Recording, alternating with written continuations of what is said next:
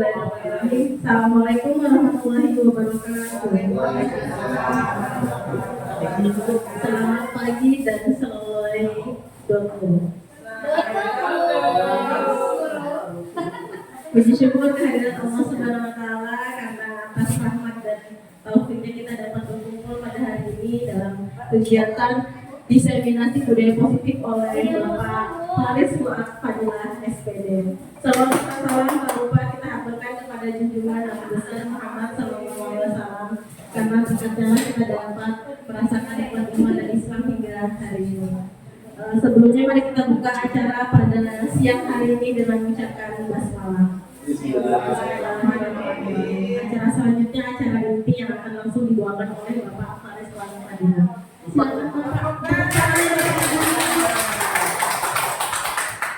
Bisa katakan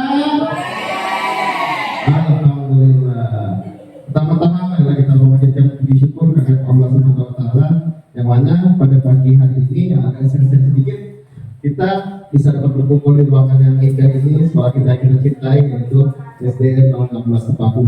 Mohon izin Bapak Ibu semuanya, di sini saya sifatnya berbagi pengalaman saya selama saya mengikuti CGP di angkatan 11 ini. Saya sudah sampai modul 1.4 dan insya Allah kedepannya akan melalui modul 2 lagi. Dan di modul 1.4 ini saya diwajibkan dan diharuskan untuk melakukan diseminasi budaya positif tentang apa saja yang sudah saya pelajari di CGP angkatan 11 di modul 1.4 ini. Jadi di sini saya akan berbagi pengalaman saya. Mungkin di dalamnya nanti sudah Bapak Ibu sudah sangat sering mengetahui, sudah sama-sama sering mengalami dan sama-sama mungkin lebih memahami lagi daripada saya. Di sini saya hanya berbagi pengalaman saja. Mungkin nanti Bapak Ibu semuanya. Di sini diseminasi budaya positif yang pertama adalah sudahkah Anda tersenyum hari ini? Bapak Ibu sudah tersenyum hari ini? Yakin sudah tersenyum. Coba kasih senyum terbaiknya selama 30 detik. Senyum terbaiknya Ibu mana? Ini kelas 5 mulai. Oke, selamat datang pada guru hebat. Mari belajar bersama, berkolaborasi bersama. Kita saling mendukung berkolaborasi demi mewujudkan disiplin positif di sekolah kita di SDN 16 Tepaku.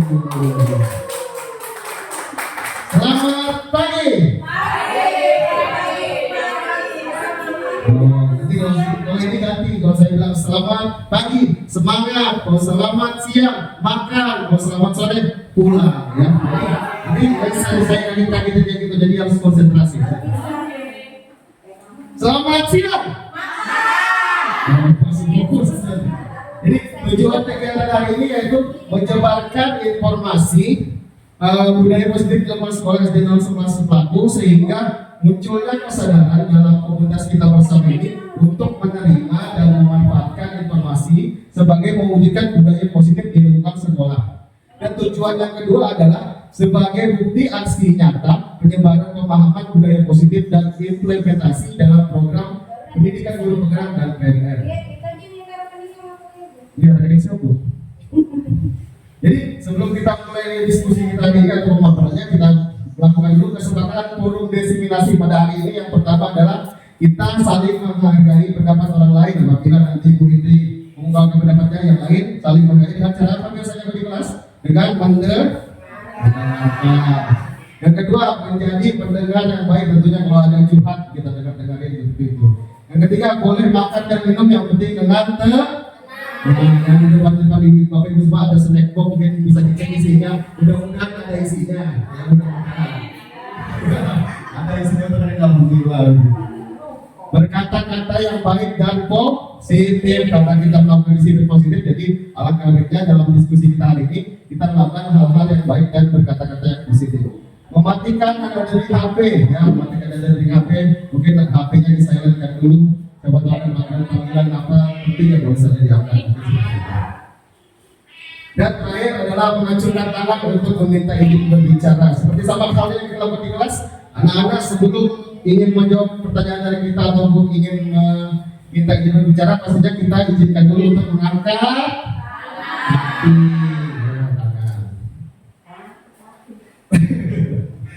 Jadi pertanyaan pemantik yang di sini adalah yang pertama, Bapak Ibu cobalah amati lingkungan sekolah Anda saat ini, bagaimana suasananya. Jadi kita bayangkan saja suasana sekolah kita saat ini seperti apa. Apakah sekolah kita bersih?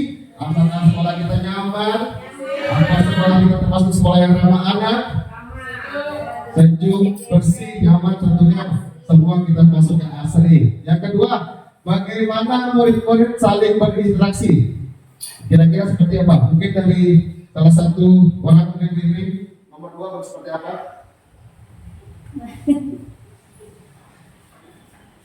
Anak-anak saling berinteraksi dengan baik. Mungkin ada kalanya mereka tidak cocok saat berinteraksi, mungkin beda pendapat atau merasa tidak setuju dengan apa yang diomongin temannya. Tapi sejauh ini interaksi terlihat dengan baik di antara murid-murid SD 16. Oke, tepuk tangan buat Ibu Indri. Selanjutnya pertanyaan tematik ketiga, bagaimana guru saling bertegur sapa? Mungkin Bapak Ibu ada ingin mencoba menjawabnya?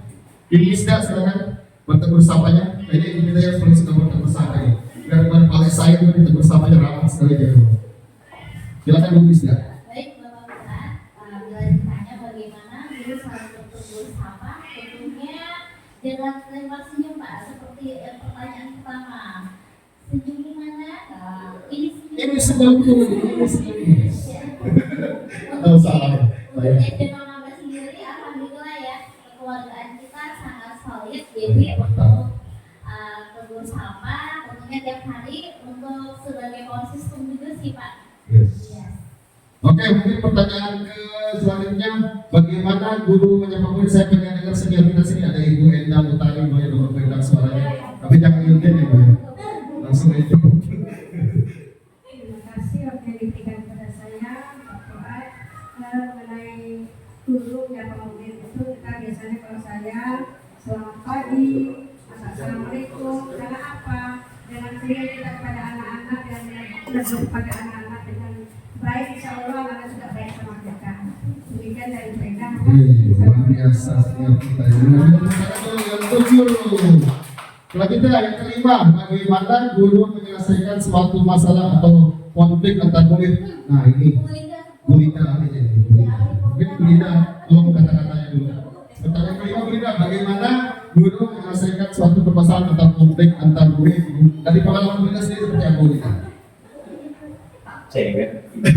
Cewek langsung. Nanti ada itu.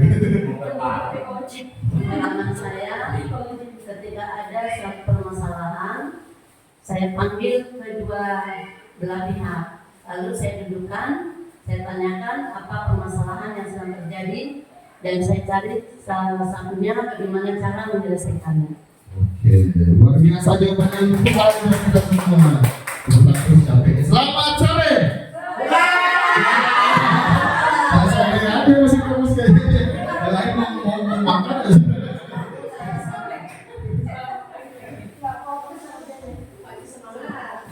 Pakai semangat. Oke, budaya positif adalah nilai-nilai keyakinan dan kebiasaan yang diterapkan di sebuah sekolah untuk mendukung murid menjadi pribadi yang kritis dan penuh hormat serta bertanggung jawab. Budaya positif dapat menciptakan lingkungan belajar yang nyaman, aman dan menyenangkan dan dapat mendukung peningkatan kualitas pendidikan. Budaya positif juga dapat menumbuh kebanggaan sikap bergotong royong, kolaborasi dan rasa peduli.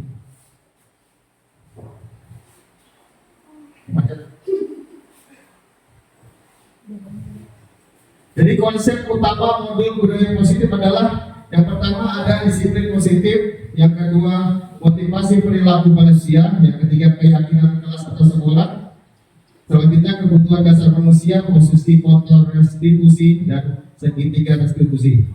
Banyak sebetulnya materinya. Yang pertama disiplin positif. Makna kata disiplin, matika iku jarwanya noramu lepasin parah ngilu kuat kuasa mandiri priangga.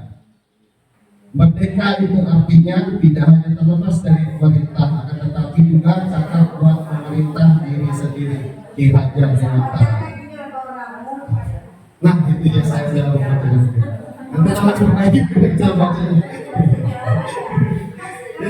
Disiplin positif positif itu adalah suatu cara penerapan disiplin yang mengajarkan anak untuk dapat bertanggung jawab, menumbuh kembangkan kesadaran berdasarkan nilai-nilai kebajikan. Jadi selain keterampilan dan pengetahuan, tentunya disiplin ini yang paling tinggi lah nilainya untuk kita terapkan kepada anak-anak. Artinya nilai puncak yang harus dipunya oleh anak itu yaitu disiplin, moral dan sebagainya sebagai profil pelajar Pancasila itu tadi.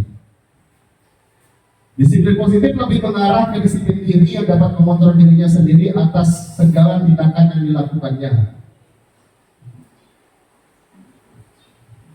Disiplin positif diharapkan dengan berdisiplin positif, murid memahami dan menyadari apa yang dilakukannya motivasi internal bukan akibat paksaan, ujian ataupun hukuman. Jadi harapannya di sini nanti murid-murid itu benar-benar sadar dirinya itu berdasarkan dari dirinya sendiri, bukan karena takut karena misalnya guru hukum, misalnya dia langsung tiba-tiba baik cuma di depan gurunya aja.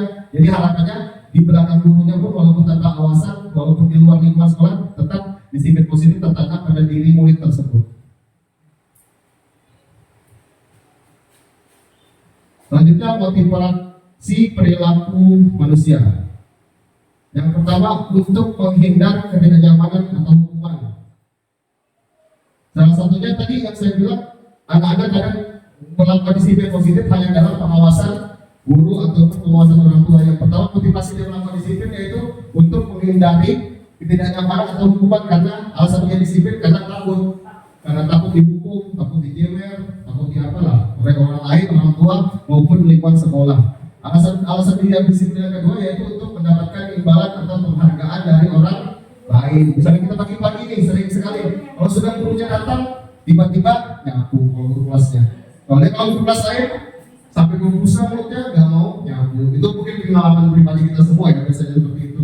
Jadi biasanya seperti itu. Yang terakhir, yang ketiga, untuk menjadi orang yang mereka inginkan dan menghargai sendiri dengan nilai-nilai yang mereka percaya. Nah ini nilainya dalam ya sepertinya. Nilainya ini nilai-nilai berpasangan seperti ini. Dan di berpasangan kan berbuat baik kan. Seperti itu. Ya bukan saya. Kalau mau jalan ngobrol itu berbuat baik. Saya seperti contohnya ketiga ini. Iya, Pak. Jadi seperti ini. Depan pasangan berbuat baik dan di belakangnya gimana? Bantu tapi betul menjadi baik dari yang mereka inginkan. Keyakinan semua Bapak Ibu semua pahami dan juga Bapak Ibu juga semua untuk berat dalam mewujudkan terbentuknya kegiatan sekolah atau kelas dengan adanya kesempatan. Yang kedua, buku kesempatan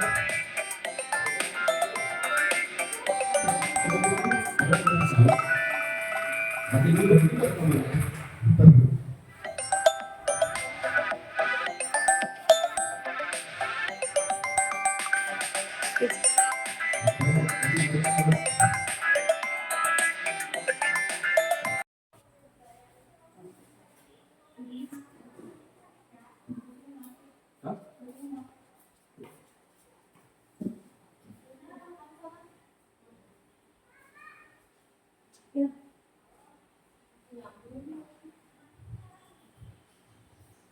selanjutnya keyakinan kelas atau sekolah.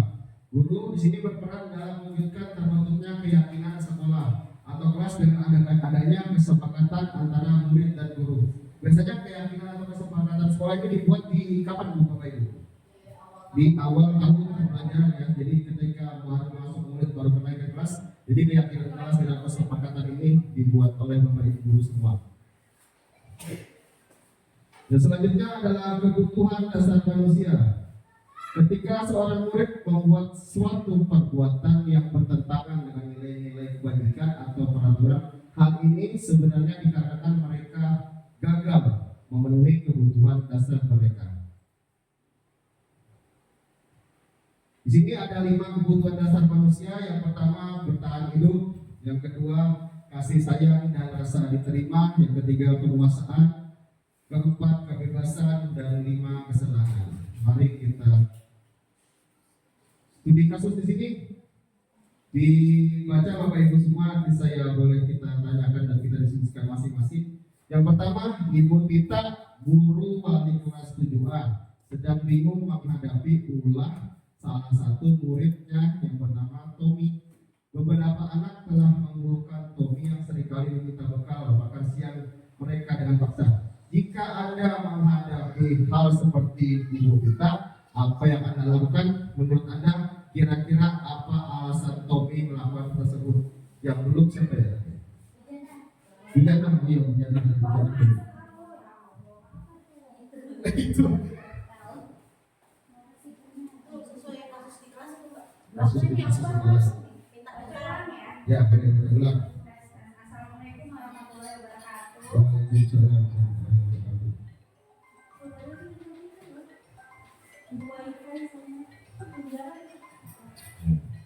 Siapa yang main dulu, Pak? Ya, kasih buat dulu.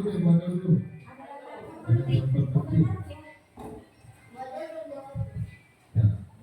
Ya, terima kasih atas kesempatan yang diberikan kepada saya menghadapi anak yang sering kali meminta bekal pada anak-anak dengan paksa.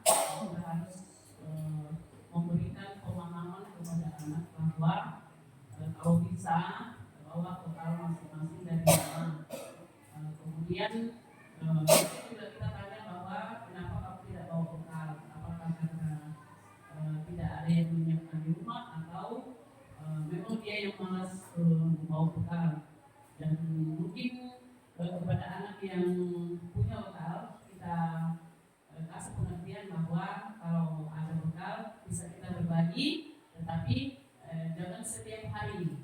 Kita kasih pemahaman kepada anak tersebut. Terima kasih. Baik, terima kasih kepada Bu Adel atas studi kasusnya.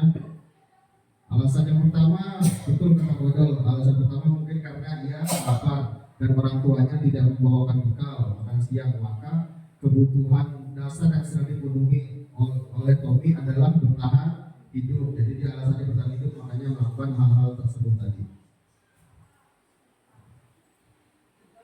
Selanjutnya alasan Tommy melakukan itu karena dia merasa senang temannya dan jadi memperhatikan dia. Jadi alasan mereka kadang-kadang anak-anak itu nakal atau berbuat yang kurang bagus di kelas, kadang-kadang mereka butuh perhatian lebih dari teman-temannya. Kadang-kadang di rumah mereka kurang perhatian juga dari orang tuanya, sehingga di sekolah selalu mencari perhatian dari bapak ibu guru dan teman-temannya di sekolah. Dan selanjutnya gurunya juga memberikan orang tuanya sehingga orang tua menjadi perhatian kepada dia. Seperti yang dilakukan tadi, gurunya juga harus berkonsultasi lah kepada orang tua kenapa sampai dia tidak mendapatkan bekal seperti itu, mungkin karena kurangnya rasa kasih sayang. Alasan ketiga karena temannya akan menjadi takut dengan dia dan menuruti dia. Maka sebetulnya Tommy sedang berusaha memenuhi kebutuhan dasarnya sebagai kekuasaan. Jadi Tommy ingin membuat rasa takut kepada teman-temannya, dia ingin menguasai kelas. Jadi sepertinya biasanya kan di kelas itu ada salah satu anak yang cukup cukup terlihat bisa menguasai kelas, menguasai teman-temannya seperti itu.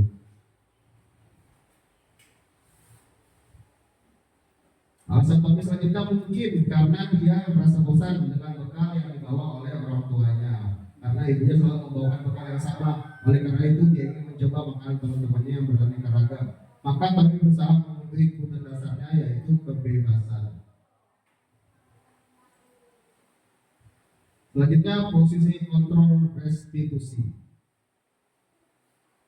Dalam 5 posisi kontrol sini ada sebagai guru sebagai penghukum, yang kedua guru sebagai pembuat merasa bersalah, guru sebagai teman, guru sebagai pemantau, dan guru sebagai manajer. Nanti Bapak Ibu guru mungkin bisa mengetahui kalau Bapak Ibu guru di kelas sebagai posisi apa. Bapak Ibu guru sebagai penghukum kah, Bapak Ibu guru sebagai pembuat merasa bersalah kan bisa di kelas, atau sebagai teman, atau Bapak Ibu guru melakukan hanya sebagai pemantau dan sebagai manajer. Jadi kita lihat Bapak Ibu guru semua merasa dalam posisi seperti apa. Jadi di sini ada beberapa posisi, yaitu pada posisi penghukum, guru berbuat menghadik, menunjuk-nunjuk dan menyakiti, menyindir siswa. Apabila kita di kelas misalnya kita menunjuk siswa, misalnya kamu nakal sampai menunjuk-nunjuk, itu berarti posisi kita sebagai penghukum seperti itu. Atau berceramah menunjukkan kekecewaan yang di dalam. Banyak cara yang bisa kita lakukan untuk membuat siswa ketika membuat kesalahan kita tidak hanya dengan menunjuk-nunjuk, kadang-kadang kita membuat mereka merasa bersalah. Selanjutnya, kadang-kadang juga posisi kita sebagai teman dengan membuat alasan-alasan untuk murid-muridnya. Kadang-kadang kita tidak hanya dengan menghukum siswa, kita tidak juga membuat dia merasa bersalah, dan selanjutnya kita menjadikan posisi kita sebagai teman. Posisi selanjutnya yaitu sebagai pemantau. Guru berbuat sebagai pemantau untuk menghitung atau mengukur jadi beberapa kesalahan yang telah mereka lakukan di kelas, sehingga ada batasan seperti itu. Jadi jangan sampai terlalu luas kesalahan yang mereka lakukan. Jadi guru juga bisa bersifat sebagai manajer di kelas, jadi bersifat mengajukan pertanyaan-pertanyaan kepada siswa. Jadi sebelum kita menghukum atau sebelum membuat merasa bersalah, kita mengajukan pertanyaan dulu. Jadi belum tentu siswa melakukan hal-hal tersebut karena keinginan mereka, bisa jadi karena mereka lapar, bisa jadi memang mereka butuh perhatian. Jadi tidak harus kita di kelas itu langsung tiba-tiba langsung menghukum, tiba-tiba langsung menjewer atau yang lain sebagainya. Jadi dalam posisi menghitung, guru berkata di sini, kalau kamu tidak melakukannya, saya akan. Nah, seperti itu. Jadi itu bentuk kata-kata hukuman dari Bapak Ibu guru biasanya dilakukan di kelas. Jadi kalau kamu tidak lakukan, saya akan. Jadi bentuknya kurang lebih seperti ancaman kepada siswanya. Jadi selanjutnya, guru membuat merasa bersalah. Kamu sudah mengecewakan Bapak Ibu guru. Jadi muncul perasaan bersalah dari diri siswa. Jadi siswa tersebut tidak mengulanginya lagi. Dan ketika guru berkata dalam posisi teman, lakukan untuk Bapak Ibu, ya sudah, nanti Bapak Ibu yang bereskan. Jadi pada posisi ini kita menganggap siswa itu sebagai teman kita, jadi tidak juga menyalahkan, tidak juga membuatnya merasa bersalah, tapi membuat mereka merasa nyaman agar tidak melakukan perbuatannya lagi. Yang ketiga, pada posisi kontrol positif untuk memantau apa peraturannya, apa konsekuensinya, dan apa yang telah kamu lakukan dan apa yang terjadi sekarang. Jadi posisi seperti ini itu kita lebih kepada diskusi kepada siswa. Jadi apa saja yang siswa lakukan dan peraturan apa yang telah kita buat dalam kesepakatan kelas. Jadi kita diskusikan kepada siswa kita itu sendiri. Yang kelima, sikap kita sebagai manajer yaitu apa yang kita yakini, apa yang kamu yakini dari hal tersebut. Kalau kamu meyakininya, kamu maukah kamu memperbaikinya dan memperbaikinya, serta jadi hal tersebut dan menggambarkan apa tentang dirimu. Jadi posisi manajer ini posisi yang paling baik lah kira-kira dari posisi semua. Jadi posisi manajer ini bisa apa namanya bahasanya, kalau posisi manajer ini bisa memanage perasaan siswa lah untuk bersikap lebih positif lagi. Jadi hasil dari hal tersebut yang kita lihat di sini adalah jika kita menghukum siswa, hasilnya yaitu membentak dan jadi membuat siswa merasa dendam nanti kepada kita. Kalau kita sikap kita seperti yang kita tadi menghakimi melindungi siswa dan mengancam-ancam siswa di kelas, jadi siswa menjadi malah sikapnya bukan malah makin membaik, jadi memberontak dan memendam rasa bersalah. Yang kedua yaitu hasilnya dari membuat siswa bersalah yaitu menyembunyikan atau menyangkal. Yang ketiga, ketergantungan karena posisi sebagai teman, hasilnya akan malah ketergantungan kepada gurunya. Jadi dari 5 posisi ini ada kurang lebihnya semua.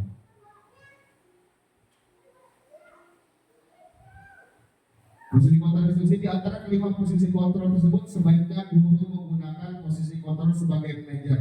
Karena seperti tadi kita lihat bahwa posisi tersebut sebagai penghukum juga tidak baiklah untuk membuat pribadi siswa. Tahapan-tahapan dalam segitiga diskusi, yang pertama menstabilkan identitas, yang kedua validasi tindakan yang salah, yang ketiga merayakan keyakinan. Keyakinan itu adalah keyakinan kelas yang telah dibuat di awal atau pelajaran tadi.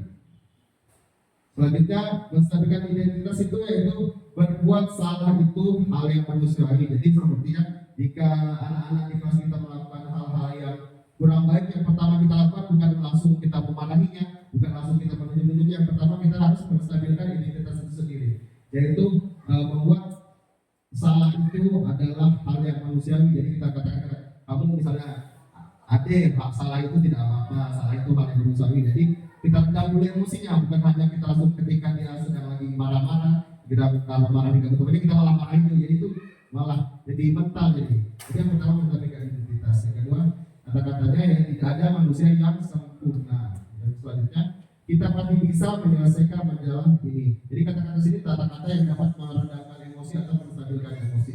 Jadi Bapak Ibu tidak tertarik untuk mencari tahu siapa yang benar, siapa yang salah. Jadi di sini juga sepertinya kita tidak menjudge anak itu memang langsung salah, kamu salah, kamu salah. Jadi kita harus cari tahu dulu seperti apa sih permasalahan sebenarnya. Selanjutnya, kalau kamu menyalahkan dirimu sendiri terus-menerus, apakah kamu bersikap baik pada dirimu sendiri? Selanjutnya, setelah kita menstabilkan identitas anak itu, kita melakukan validasi tindakan yang salah. Jadi validasi tindakan yang salah dilakukan berdasarkan prinsip bahwa setiap perilaku berupaya memenuhi suatu kebutuhan tertentu, sehingga guru atau orang tua akan bergeser dari pemikiran stimulus respon menjadi proaktif, serta akan lebih mengenali dan mengakui kebutuhan murid dan anak. Validasi tindakan salah yang dilakukan berdasarkan prinsip bahwa setiap perilaku berusaha memenuhi suatu kebutuhan tertentu, sehingga guru atau orang tua akan bergeser dari pemikiran stimulus respon menjadi proaktif, serta akan lebih mengenali dan mengakui kebutuhan murid dan anak. Jadi kata-kata yang sering kita lakukan setelah tadi menstabilkan identitas yaitu melakukan validasi tindakan yang salah seperti ini. Kamu pasti punya alasan mengapa kamu melakukannya. Apa yang penting bagi kamu? Selanjutnya kamu boleh tetap berusaha menjaga sikap itu, tapi tambahkanlah sikap lain yang baru. Dan maukah kamu belajar cara lain untuk mendapatkan yang kamu butuhkan tanpa harus memukul. Jadi kita harus mendebatkan bahwa memang harus lebih bijak seperti yang pembelajaran seperti ini. Jadi melakukan hal seperti anak, tidak langsung menjat anak itu salah, tidak langsung menjat anak itu kurang bagus, jadi harus lebih bijak lagi. Selanjutnya menanyakan keyakinan yang terakhir, menanyakan keyakinan yang dilakukan dengan memberi pertanyaan-pertanyaan yang bermakna kepada murid atau anak untuk mewujudkan motivasi secara intrinsik sehingga mampu mengaitkan keyakinan dengan tindakan yang salah. Kata-kata yang kita lakukan adalah apa nilai yang kita percaya di sekolah kita. Jadi kita menanyakan nilai apa yang ada di sekolah kita dan nilai apa yang mereka lakukan. Dan selanjutnya nilai apa yang telah kita sepakati. Kelas idealnya seperti apa sih yang akan kita lakukan? Kamu ingin menjadi anak seperti apa misalnya? Dan yang terakhir, apa yang kamu rasakan ketika kamu lakukan itu? Kamu menjadi seperti apa? Sesi tanya jawab, mungkin Bapak Ibu mungkin ada yang belum memahami dari hal tersebut. Mungkin kita cuma berdiskusi mengenai pengalaman-pengalaman kita, seri-seri pengalaman kita saling tanya jawab saja seperti itu. Mungkin Bapak Ibu dipersilakan. Mungkin 3 pertanyaan karena ini hari Jumat. Pak Soleh, kayaknya yang selesai. Boleh pengalaman, boleh sharing pengalaman, tidak apa-apa.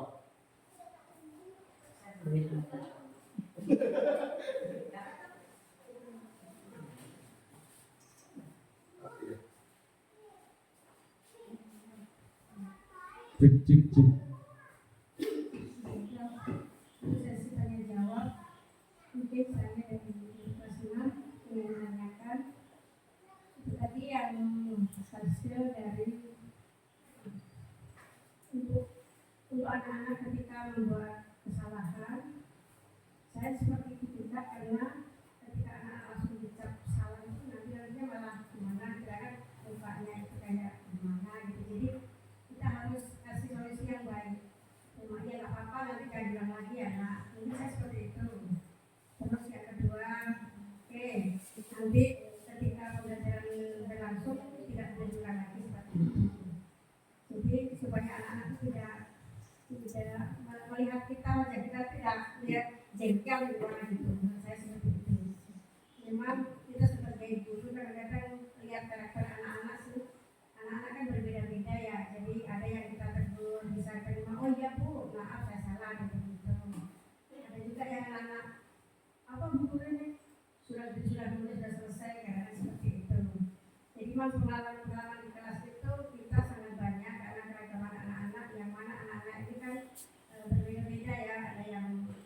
diam, ada yang ceria, ada yang interaktif. Tapi alhamdulillah kelas 6 itu ya pada istilahnya tugas bisa melaksanakan dengan baik. Jadi tidak banyak yang harus kita lakukan untuk hal-hal yang mengukur dengan hal-hal yang tidak baik. Jadi dengan cara yang banyak. Terima kasih. Assalamualaikum warahmatullahi wabarakatuh.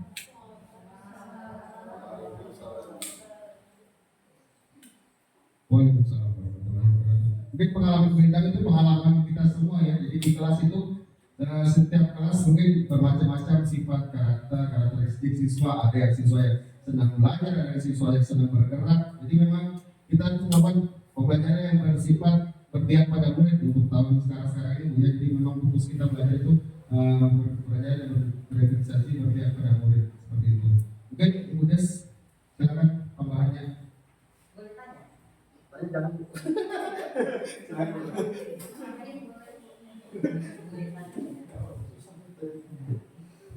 Terima kasih Pak Fuad yang luar biasa dengan paparannya. Jadi di sini dari paparannya Pak Fuad saya bisa mengambil sebuah kesimpulan bahwa ini tadi tentang budaya disiplin ya. Jadi kalau bisa saya ambil kesimpulan ada dua di sini. Budaya disiplin dan budaya disiplin positif. Kalau budaya disiplin seperti penjelasannya Pak Fuad tadi, dia disiplin kenapa? Karena dihukum. Ya, salah satunya kan. Kemudian, kalau ada guru baru dia disiplin supaya mungkin mendapat nilai plus dari gurunya, anak disiplin nih. Itu masih disiplin kalau menurut saya. Tapi kalau disiplin positif itu berarti dari kontrol hatinya dia. Ya. Jadi kalau anak yang disiplin positif berarti dari kontrol hati. Ada guru atau tidak ada guru, ada hukuman atau tidak ada hukuman, ada reward atau tidak ada reward, dia dikatakan pelaksanaan disiplin. Ya, ini mungkin sebagai tambahan. Mungkin Pak Fuad boleh berbagi pengalaman di sini secara simpel, kiat-kiat dari Pak Fuad dan kiat-kiat supaya menumbuhkan sifat disiplin positif kepada siswa. Itu mungkin bisa berbagi dengan teman-teman, itu kira-kira apa saja ya? Enggak. Akhirnya karena kita juga menginginkan siswa-siswa kita itu memiliki disiplin dan kontrol diri dia. Jadi untuk salah satu solusi yang menurut saya ya. Boleh masuk solusinya Bu. Ya, ini mungkin buat teman-teman semuanya. Itu dari kita Bapak Ibu. Kita ini sebagai seorang pendidik. Seorang pendidik itu mungkin bukan hanya mengajar, tapi kita juga mengajarkan etika, mengajarkan disiplin, mengajar dengan hati. Kalau mengajar kok gampang. Satu tambah satu dua. Mendidik yang luar biasa. Jadi mungkin salah satu solusi adalah kesabaran dari Bapak Ibu. Nomor satu. Kedua, memberikan contoh Bapak Ibu. Jadi seperti Pak Fuad bisa setuju banget. Jangan kita menjadi Anda nakal, jangan salah diri. Tapi kita lihat dulu latar belakang. Karena apa? Latar belakang setiap siswa itu berbeda. Dan tugas dari guru itu harus mengetahui latar belakangnya setiap siswa. Itu adalah kewajiban, bisa dikatakan kewajiban Bapak Ibu. Dengan mengetahui latar belakang siswa, itu salah satu Bapak Ibu cara untuk menyelesaikan masalah-masalah yang timbul tadi. Berkaitan juga dengan kedisiplinan siswa. Ya. Jadi kita ini juga harus memiliki kontrol yang luar biasa Bapak Ibu. Mungkin jangan juga kita memiliki sifat cuek. Nah itu juga. Ya cuek itu apa namanya kalau bahasa Indonesia cuek ya? Masa bodoh. Ya, memiliki masa bodoh tentang hal-hal yang dialami oleh siswa kita. Karena jangan sampai di sekolah ini juga timbul namanya bullying, ya. Jadi mungkin ada teman-teman yang ingin merasakan kiat-kiat untuk anak-anak supaya memiliki disiplin yang positif, boleh kita berbagi di sini. Mungkin itu saja tambahan dari saya. Terima kasih Bukan luar biasa jadinya pengalamannya luar biasa. Berapa tahun mengajar? Baru 34 tahun, lebih lama daripada saya hidup. Luar biasa pengalamannya. Betul, jadi menurut saya tadi betul sekali. Jadi perbedaan disiplin positif dan apa tadi Bu?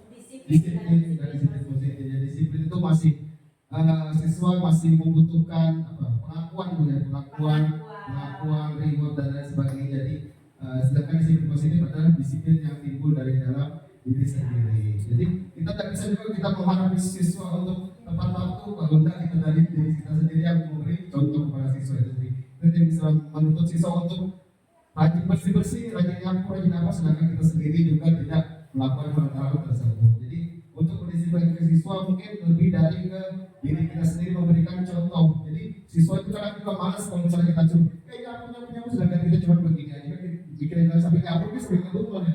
Bapak ya kok jadi aja itu kan seperti itu. Jadi pentingnya mendisiplinkan positif siswa itu dimunculkan dari diri kita sendiri dulu untuk mencontohkan kepada siswa-siswa kita, mungkin seperti itu. Oke Bapak Ibu, ada tambahan yang lain? Kalau tidak mungkin kita tutup karena mau sholat Jumat sore. Oke, mungkin cukup sekian Bapak Ibu ya. Mungkin terima kasih waktunya, terima kasnya kesabarannya daripada saya sudah meluangkan waktunya sini. Kurang lebihnya saya mohon maaf. Wabillahi taufiq wal hidayah. Wassalamualaikum warahmatullahi wabarakatuh. Kita kata bersama di depan sini. Tapi jangan sampai sendal pakai sendal soalnya. Sekretariatnya dapat kota.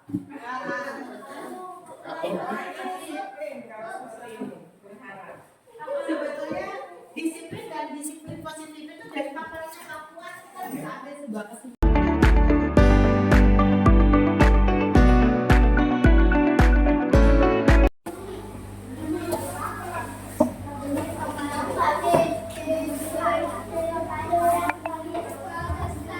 Oke, assalamualaikum warahmatullahi wabarakatuh.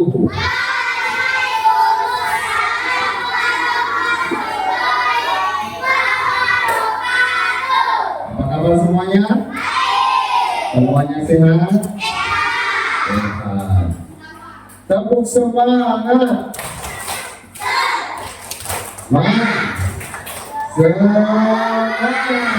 Oke, pada pagi hari ini Pak Guru ingin membuat kesepakatan kelas. Sama Bu Indri kemarin sudah pernah membuat kesepakatan kelas?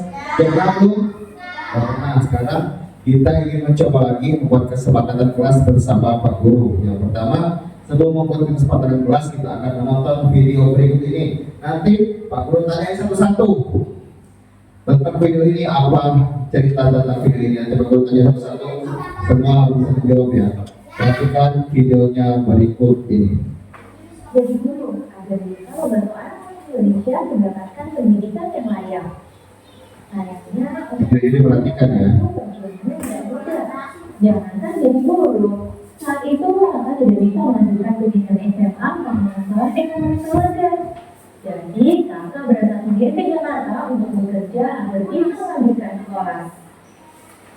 Syukurlah, pada akhirnya kakak bisa melanjutkan sekolah hingga menyelesaikan kuliah jurusan pendidikan sebagai lulusan terbaik dengan hasil gaji mereka sendiri, uang beasiswa dan juga bantuan kawan. Nah, inilah cerita kita perjuangan kakak dalam mencapai cita-cita. Bukan untuk sombong ya, tapi motivasi. Kalau kakak bisa, kalian juga pasti bisa.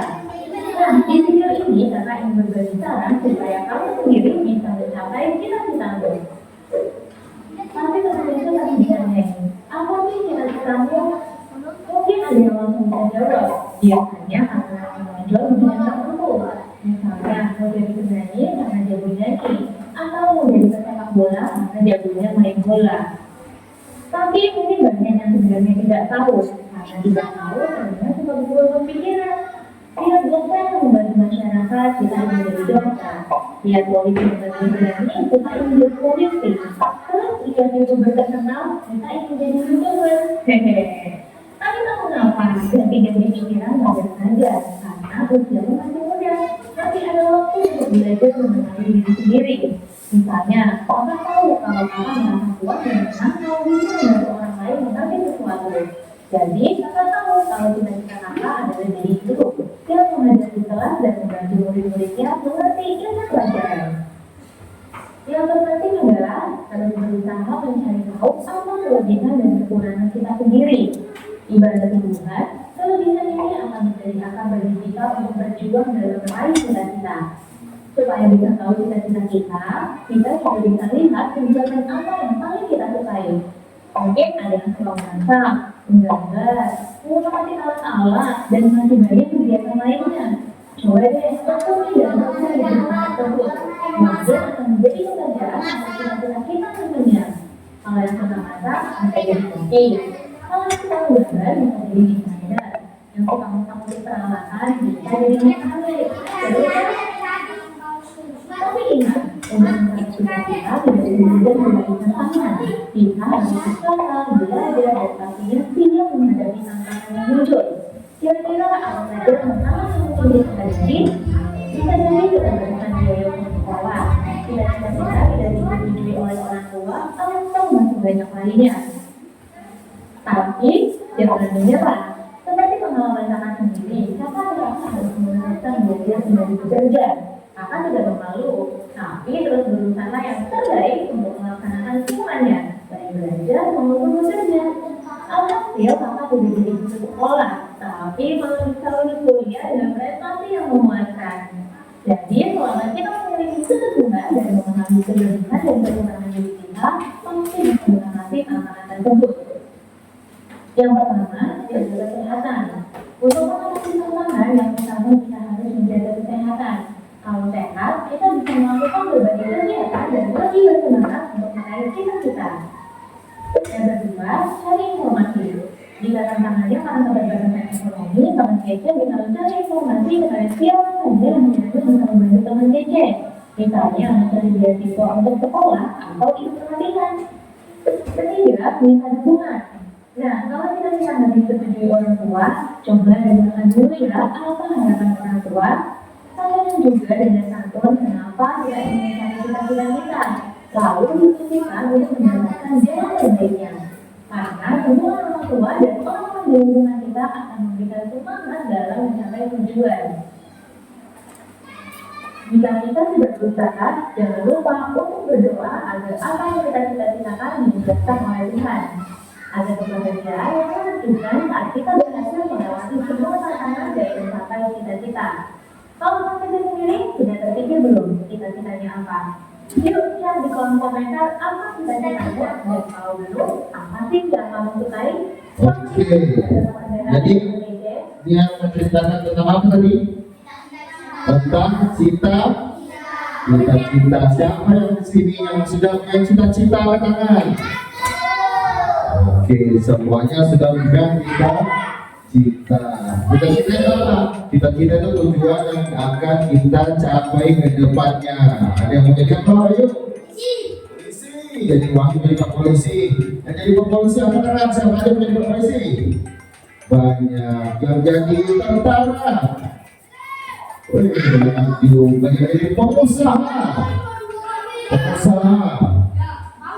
Yang menjadi Pak Gubernur tidak ya? Yang jadi Pak Gubernur tidak? Oh, kenapa tidak menjadi Pak Guru? Kenapa tidak menjadi Pak Guru?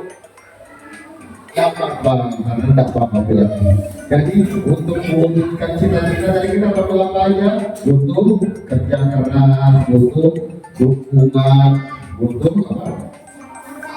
Percaya diri ya. Udah untuk menggapai cita-cita banyak hal yang perlu kita lakukan dan hal itu.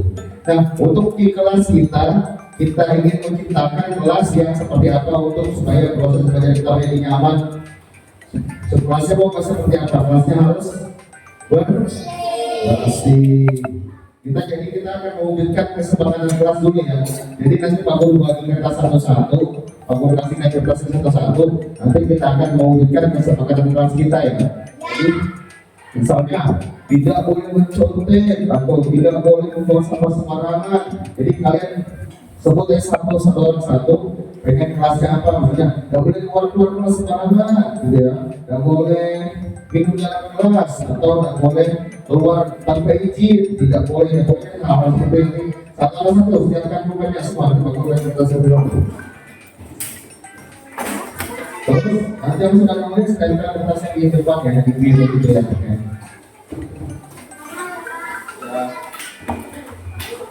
Ini kertasnya kamu kasihkan, nanti kertasnya bisa nempel.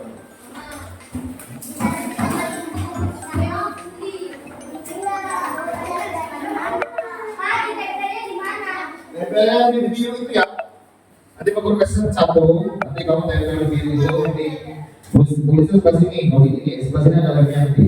Nanti bisa melengket kayak gini ya. Nah, ya. Ya, kamu tulisnya sebelah sini ya. Nih, satu.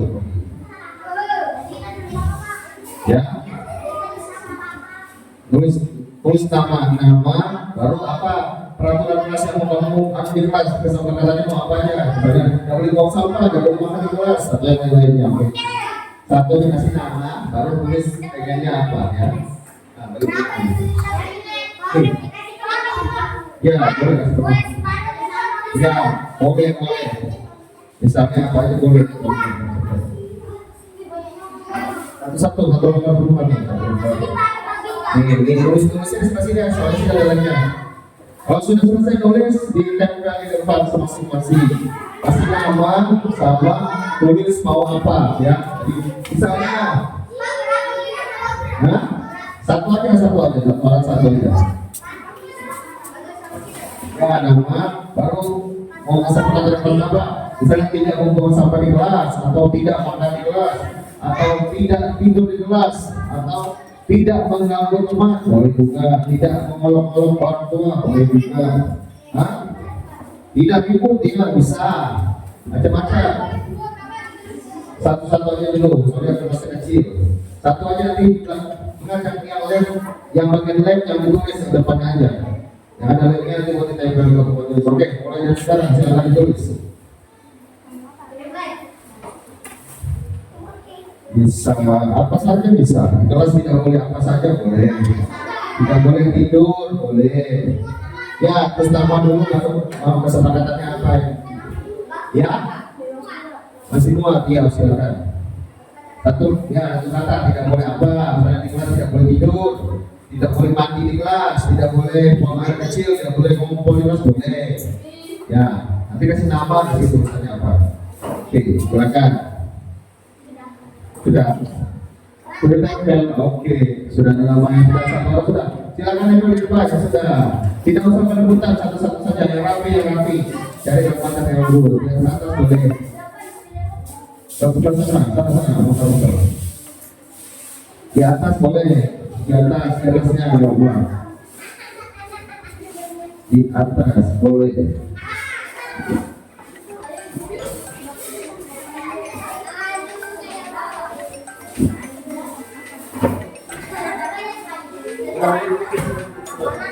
Nah, sudah boleh kembali ke tempat dulu. Kita boleh kembali ke tempat dulu.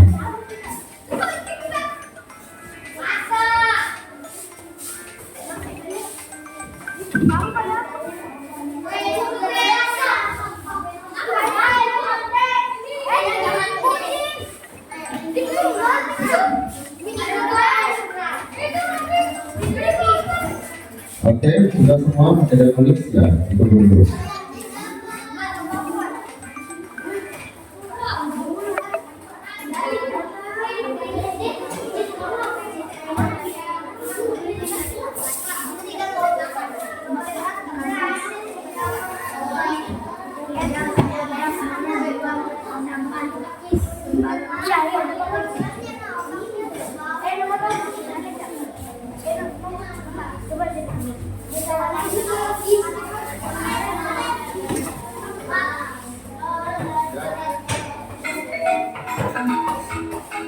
Oke, sudah semua bisa dulu. Tinggal berapa orang lagi?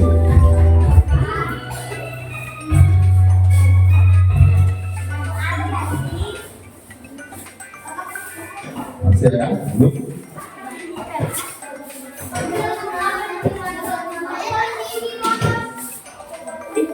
Sudah semua? Sudah semua? Sudah. Oke, sudah semua? Oke.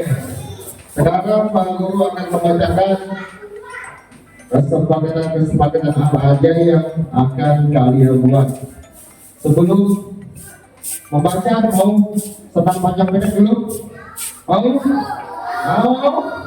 Oke, semangat!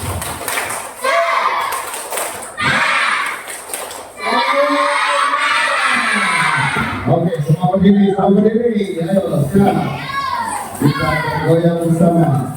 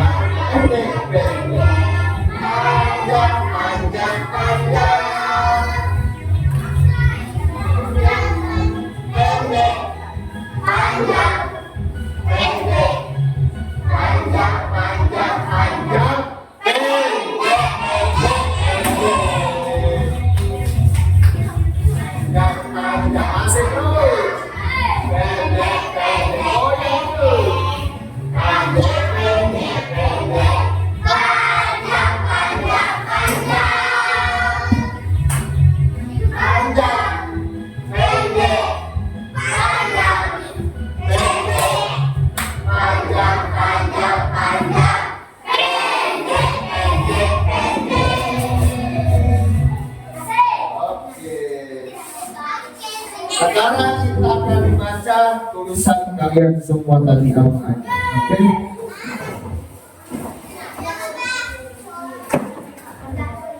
Di sini Cumi menjaga kebersihan. Oke. Aska tidak membuli dan tidak mengolok. Oke. Tuan tidak boleh makan di kelas. Jadi kita bahasanya kan tidak boleh semua tulisannya. Jadi kita akan mengubahnya menjadi kalimat yang lebih positif.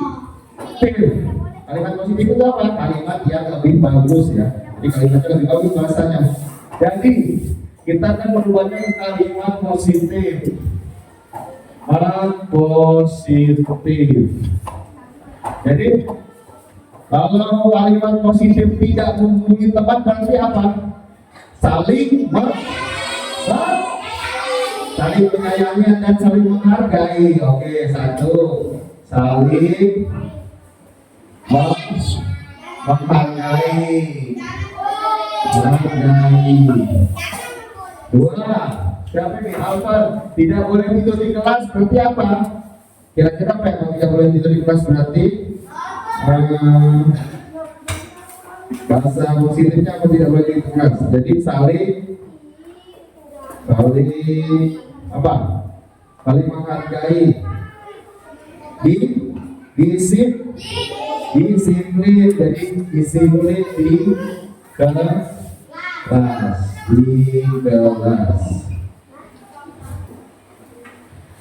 Selanjutnya siapa lagi nih? Liana tidak boleh makan di kelas, tidak boleh makan di kelas. Kalau makan di kelas berarti apa? Menjadi kelasnya di kotor, berarti bahasa positifnya menjadikan apa?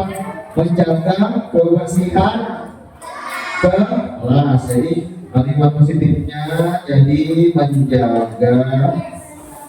apa? Kebersihan kelas.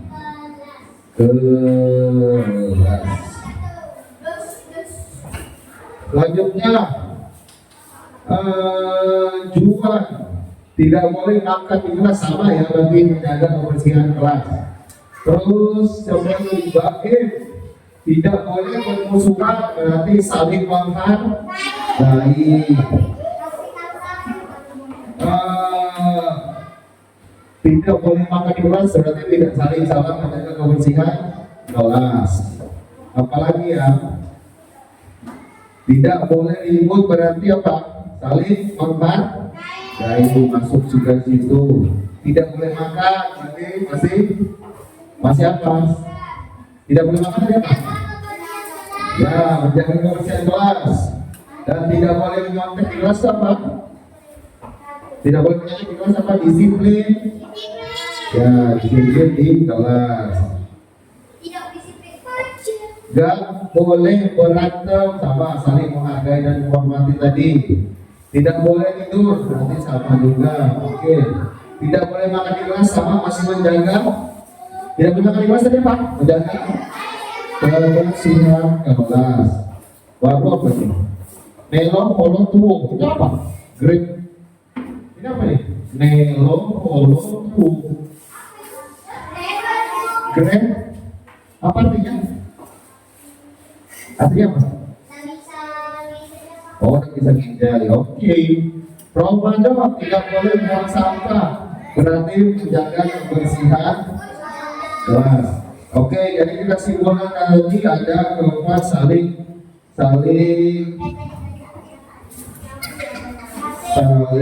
menghormati,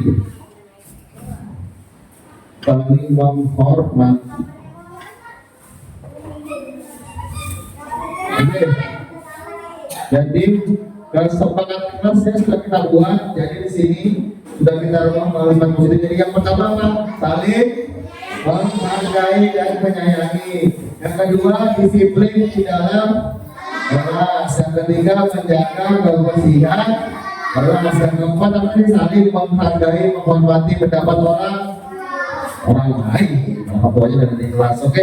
Jadi kesempatan kelasnya sudah kita buat menjadi kalian positif. Sekarang kita foto bersama di depan. Semua berdiri di sini. Semua berdiri di sini. Kita foto bersama. Ya, tadi terus. Oke, dari posisi yang kita foto bersama. Oke.